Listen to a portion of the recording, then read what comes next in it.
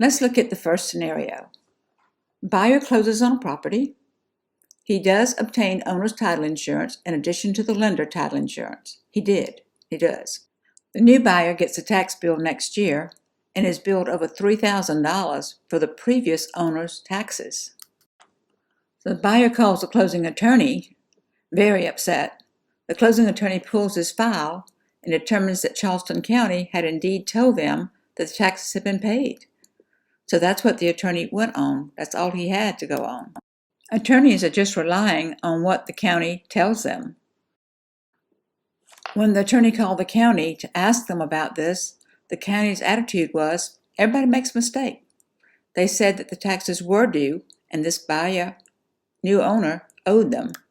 Thank goodness this buyer had gotten owner's title insurance because the title insurance stepped in and paid the back taxes.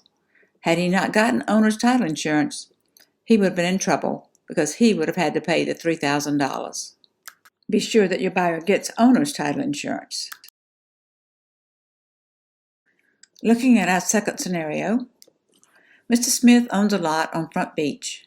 Mr. Smith lives in New York.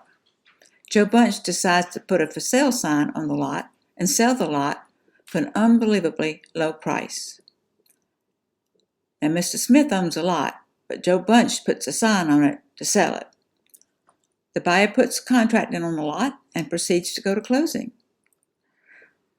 Remembering that Mr. Smith owns the lot and Mr. Smith knows nothing about this lot being sold. Mr. Smith, who actually owns the lot, has no idea that all this is going on. Luckily, the closing attorney saw something in the title search that alerted them to the fact that the proposed seller was indeed not the actual seller. I don't know what it was that triggered it, but thank goodness something did.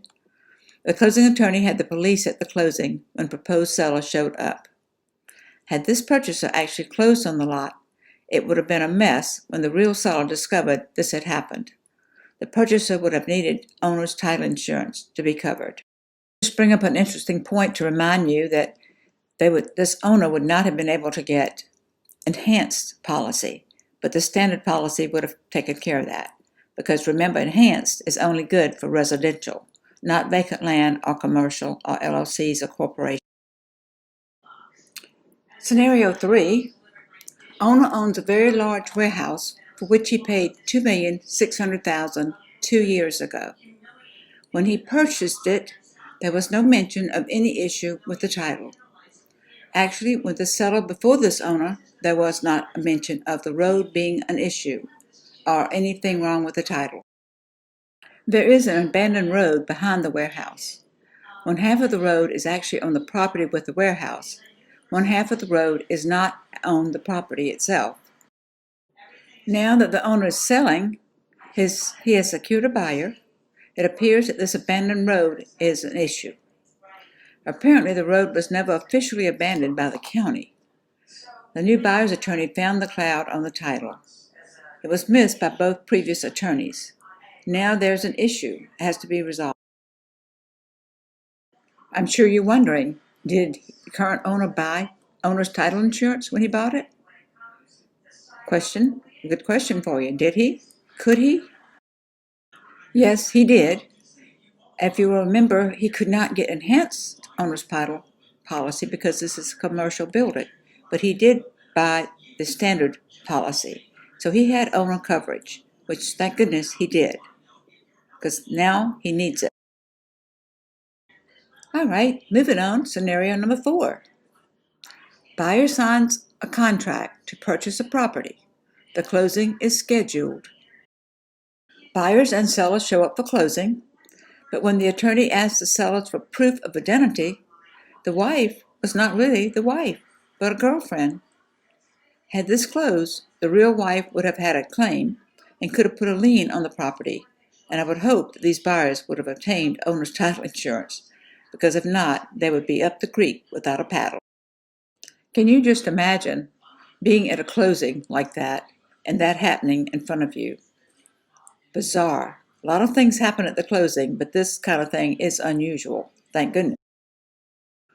I'm pretty sure most all attorneys now do check for ID before they start signing any papers. There's so much craziness going on in the world. They have to check and make sure who the people are. Scenario number 5. Buyer closes on a home. 4 months later, the buyer gets served with papers that he owes a builder $44,000. Imagine the shock. It was not new construction. Our buyer did not deal with a builder for the seller, so he could not figure out what was going on. As it turns out, the builder claims the seller of the home owed him $44,000, and since it was not paid at closing, the buyer owes him the money. That's crazy, right? It actually happened, though. Apparently, the seller, when our buyer bought it, that seller had had a builder build the house for them, and apparently still owed the builder some money. The mistake the builder made is he didn't put a lien on the property, so there was no way to force it to be collected at the closing. Of course, our buyer was not aware of any of this going on. There was nothing on the title when the title search was done prior to closing. There had been no liens filed on the property. The builder is saying that there was a verbal agreement with the seller that he would be paid at the closing. Thankfully, our buyer had gotten owner's title insurance at the closing. The whole situation was turned over to the title insurance company, and they took care of it completely. Our buyer did not have to worry about it at all after the big scare at the beginning of receiving the papers. Thank goodness he got owner's title insurance. I have to go again and say owner's title insurance, very important.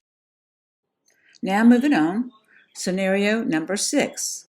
A developer is selling 15 lots. Now you got to follow along with me here. Someone buys lot number 1 and puts a mobile home. No new survey. They did not get a new survey, which we always recommend people do. Someone buys lot number 14 and builds a home. They did not get a new survey either. They used the builder's survey. Okay, someone buys lot 15 and puts a mobile home. No new survey, using the builder's survey. Then somebody comes along to buy lot 16 and they get a survey. And when their survey is done, it shows that the mobile home on lot 15 is actually on lot 16. What a mess. As it turns out, all of the mobile homes and the stick-built home were all on the wrong lots. Title insurance stepped in and saved the deal.